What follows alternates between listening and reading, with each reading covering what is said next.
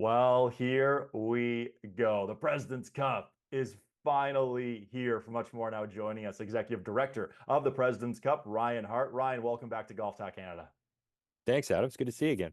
Good to see you again, my friend. The last time we spoke was at the RBC Canadian Open in person, but now President's Cup, it's finally here. I can only imagine how excited you are right now. Yeah, it's kind of crazy to think, but we came here for the first time in the fall of 2020, where I think our first meetings with the club. And fast forward to right now, we're President's Cup week and sitting here looking at, an amazing amphitheater out the window here on the first tee and the player practice area ready to go to the left of me. It's amazing, but we're super excited. And super excited is an understatement as well because we have three Canadians playing as well, of course, international captain Mike Weir. How awesome is it to have three Canucks playing in this event? Oh, the buzz since that announcement came out has been, off the map. I mean, everybody was sort of waiting and, asking, I would say, almost daily or multiple times a day in the week leading into it. Do we think we're going to have more than one? Are we going to have four? Are we going to have five? So I think it was great to finally see that happen. And then when the international team was here that week of the announcements and to see all three of them walk off the bus on their scouting trip, it was pretty cool. I mean, they're so jacked, and I think the pride is just oozing out of them to be playing this in their home country. And I think them walking onto the first tee on Thursday, I think it's going to be pretty loud for those three. I'm glad you mentioned it right there. The first tee. What can we expect in terms of build out? How many fans will be able to sit around the first tee? First tee itself, so on the tee deck, we've got an amphitheater built around it that fits 2,500 people. So 2,500 people wrapped just around the tee deck, and then that doesn't include obviously the people going down the fairways. But I would say that our cadence has been we want to bring the Bell Center on a Saturday night to the first tee at the President's Cup. So considering the Habs are playing the Leafs Saturday night of tournament week, no better chance to get everybody warmed up than Thursday morning on the first tee.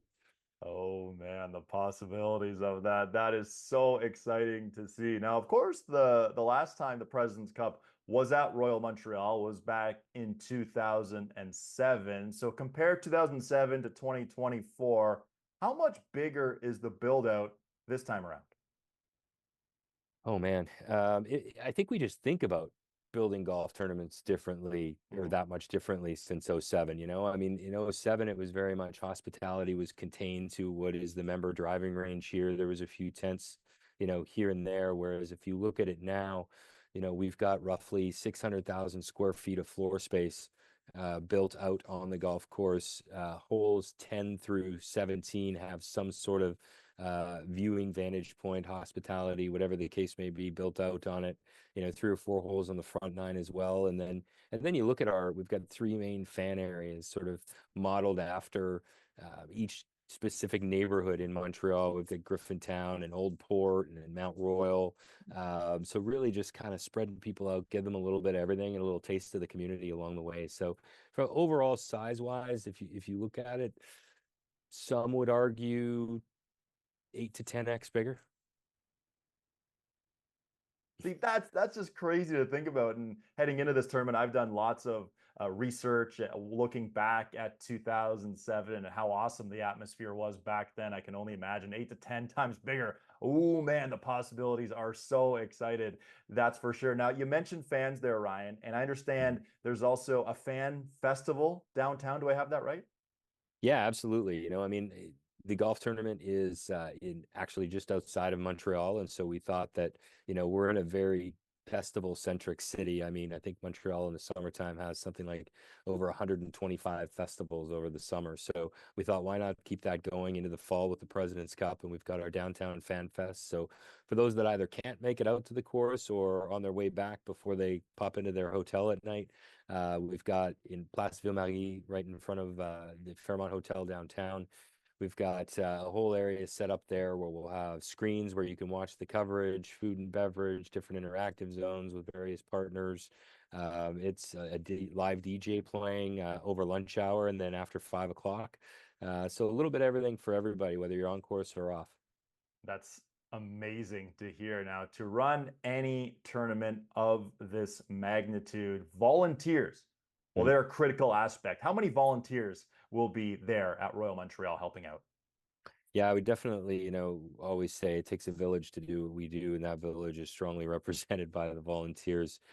We have around 1,500 volunteers putting this event on, and when you think about it, you know, versus a lot of other events on the tour, we always have to remind ourselves there's only 24 players on this property, Mhm. not your 144, 156 person field. So we have got an absolute village of amazing folks out here from across Canada too. I mean, we've got great representation from the membership, but when you start looking at where people registered from, it's great to see that the country's really come together with that. And and same to say too, in our general admission ticket sales, I was looking at a report the other day, and Mike Weir said when he was announced captain of the team, one of his goals was to really have people from coast to coast get involved in this event. And happy to say that we've got folks from every province and one territory in Canada represented in both tickets, and then it pretty stretched right across the country in volunteers as well. So the country is going to come out and shine next week. So excited to hear that. It is such an incredible event, the President's Cup. Now, people watching this, people tuning in, loving everything they're hearing. Are there still tickets available, Ryan? There are. If we've got Saturday is right close to a sellout. Sunday would be next in line, and then Friday and Thursday. Thursday, obviously, there's some opportunity as well. So everything's at presidentscup.com, and also open to practice rounds on Tuesday and Wednesday. That's amazing to hear. Now, before we sign off here, let's say Sunday afternoon, International's close to clinching a victory. The hair's already standing on my arms just actually thinking about that. But if you could look ahead, what would you expect the atmosphere to be like if we were around that scenario with the Internationals having a chance to win on Sunday? I think it's going to be electric. I mean, if I think it'll be electric either way, but if that's the scenario on Sunday, being on international soil, Pride of Canada, Mike Weir leading the way, three Canadians on the team, I think that it would be absolutely a can't miss environment in that afternoon scenario, and I can imagine it being probably louder than anybody's heard at an event. Outside of maybe Nick Taylor sinking that putt at the Canadian Open. So, but it's going to be exciting either way, and we're looking forward to it. Well, a term I've used, I think, about 14 times in this interview alone is excited. So fired up for the President's Cup, and you're Absolutely. playing a massive part of it, Ryan. Thanks so much for taking some time today. Enjoy the week at Royal Montreal. Thanks, Adam. Appreciate the support, and we'll see you.